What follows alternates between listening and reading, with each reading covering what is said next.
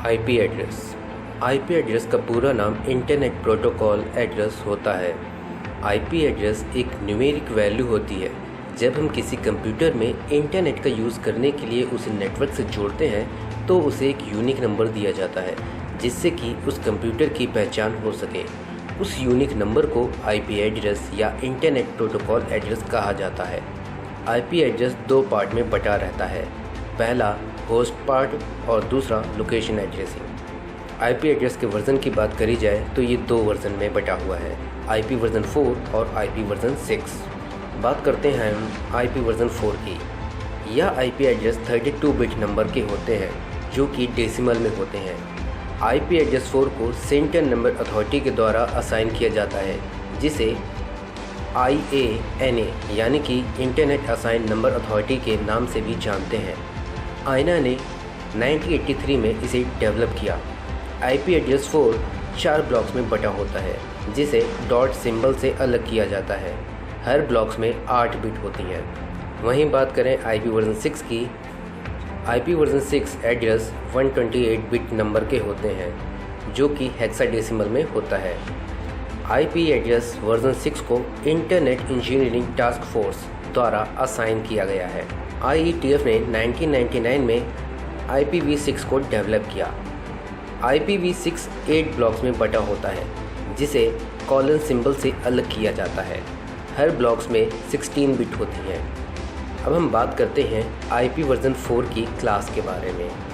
IP version 4 address को 5 class में divide किया गया है जो class A, class B, class C, class D और क्लास E में है। प्रत्येक क्लास एक वैलिड आईपी एड्रेस की रेंज को रखता है। क्लास A की आईपी रेंज है 1 से लेके 126 तक जिसका सबनेट मास्क है 255.0.0.0 क्योंकि इसमें एक नेटवर्क और 3 होस्ट होते हैं।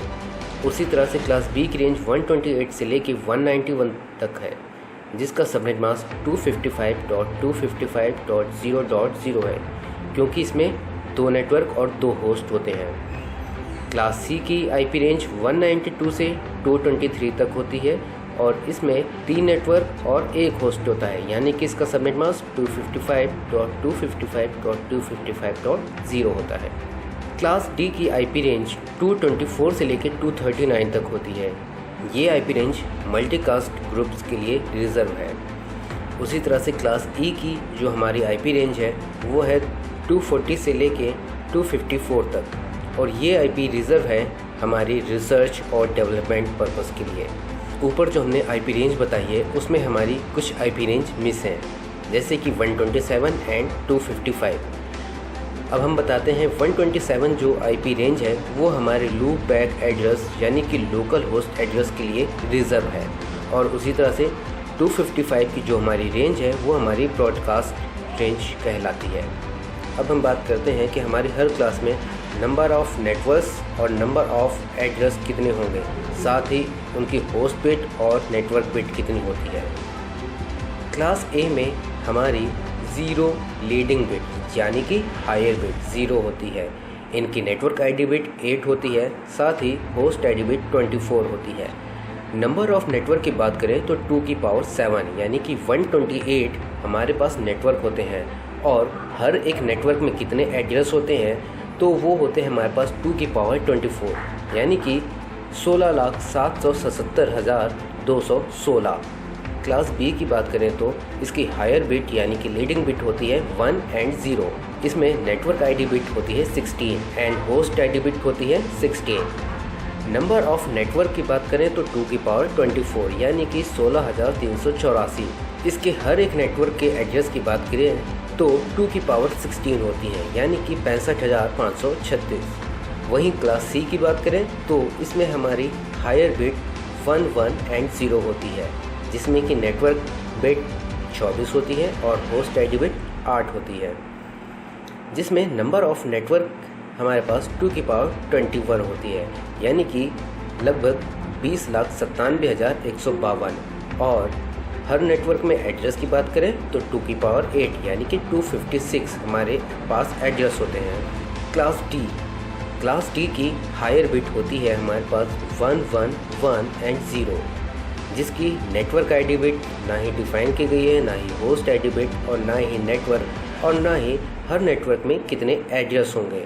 उसी तरह से क्लास ई में भी हमारी जो नेटवर्क हायर बिट है वो 1 1 1 एंड 1 है और इसकी भी नेटवर्क बिट, होस्ट बिट और नंबर ऑफ नेटवर्क और एड्रेस पर नेटवर्क डिफाइन नहीं किए गए हैं। टाइप्स ऑफ एड्रेस, हमारे पास 4 तरह के एड्रेस होते हैं। पहला पब्लिक, दूसरा प्राइवेट, तीसरा स्टैटिक और चौथा डायनेमिक। तो बात हम करते हैं पब्लिक एड्रेस की। एक पब्लिक आईपी एड्रेस हर कंप्यूटर को दिया जाता है जब कभी भी वह इंटरनेट से जुड़ता है, जहां प्रत्येक आईपी यूनिक होती है। इसलिए पूरे इंटरनेट पर एक ही पब्लिक आईपी एड्रेस के साथ 2 कंप्यूटर मौजूद नहीं रहते।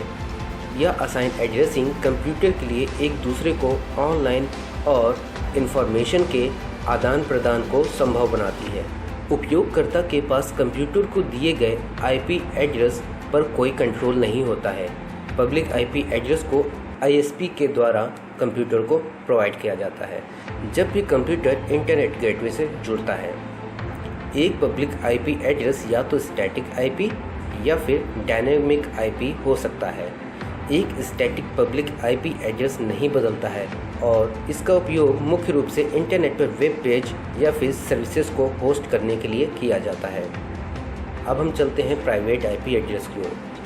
जब कई कंप्यूटर या डिवाइस या तो केबल के साथ या तो वायरलेस एक दूसरे से कनेक्ट होते हैं, तब वे एक प्राइवेट नेटवर्क बनाते हैं।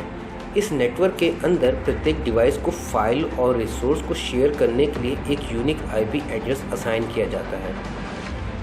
इस नेटवर्क के सभी डिवाइसेस के आईपी एड्रेस को प्राइवेट एड्रेस कहा जाता है। एक आईपी एड्रेस को प्राइवेट तब माना जाता है यदि आईपी नंबर किसी स्थानीय नेटवर्क लैन जैसे प्राइवेट नेटवर्क के लिए आरक्षित आईपी एड्रेस की रेंज में आता है, जो कि इंटरनेट असाइन नंबर अथॉरिटी यानी कि आईना ने प्राइवेट नेटवर्क के लिए आईपी एड्रेस को रिजर्व कर रखा है। ये प्राइवेट आईपी एड्रेस की 3 रेंज हैं। पहली 10.0.0.0 से लेके 10.255.255.255 है। दूसरी रेंज हमारी 172.16.0.0 से लेके 172.31.255.255 है। वहीं तीसरी रेंज हमारी 192.168.0.0 से लेके 192.168.255.255 तक है। अब हम चलते हैं स्टैटिक आईपी एड्रेस की ओर। स्टैटिक नेम से ही हमें पता चलता है कि ये आईपी एड्रेस बदलते नहीं हैं। ये एड्रेस तभी बदलते हैं जब नेटवर्क एडमिनिस्ट्रेटर चाहता है। यह एक फिक्स यानी कि परमानेंट आईपी एड्रेस होते हैं, जिससे कि डिवाइस और नेटवर्क के बीच अच्छे से कम्युनिकेशन हो पाती है। पब्लिक ऑर्गेनाइजेशन और लिस्ट कनेक्शन में ज़्यादातर स्टैटिक आईपी ही प्रोवाइड की जाती है, क्योंकि यहाँ पर परमानेंट आईपी एड्रेस की ज़रूरत होती है। स्टैटिक आईपी एड्रेस महंगे होते हैं, लेकिन ये कम सिक्योर माने जाते हैं क्योंकि इसे ट्रैक करना आसान होता है। अब हम बात करते हैं डायनेमिक आईपी की। डायनेमिक आईपी एड्रेस भी आईपी एड्रेस का ही एक टाइप है, जो कि डायनेमिकल आपके कंप्यूटर को प्रोवाइड किए जाते हैं। यह आईपी एड्रेस टेम्परेरी होते हैं। यह आईपी एड्रेस हर बार आपके कंप्यूटर को दिया जाता है जब भी वह इंटरनेट से कनेक्ट होते हैं। डायनेमिक आईपी एड्रेस ज़्यादा सिक्योर होते हैं क्योंकि इसे ट्रैक करना मुश्किल होता है। आईपी वर्जन 6 3 तरह के होते हैं: यूनिकास्ट, मल्टीकास्ट और एनीकास्ट। बात करते हैं हम यूनिकास्ट एड्रेस की। यूनिकास्ट एड्रेस एक प्रकार का कम्युनिकेशन एड्रेस है जहां डेटा एक कंप्यूटर से दूसरे कंप्यूटर में भेजा जाता है। Unicast address 1-to-1 network communication है, जिसमें प्रत्येक यूनिकास्ट कनेक्शन के लिए अलग अलग डेटा स्ट्रीम जनरेट होती है। इस प्रकार का कम्युनिकेशन ऑप्शनल होता है जब भी क्लाइंट को नेटवर्क सर्वर से अलग डेटा की ज़रूरत होती है। यूनिकास्ट एड्रेस कम्युनिकेशन में केवल एक सेंडर होता है और एक रिसीवर होता है।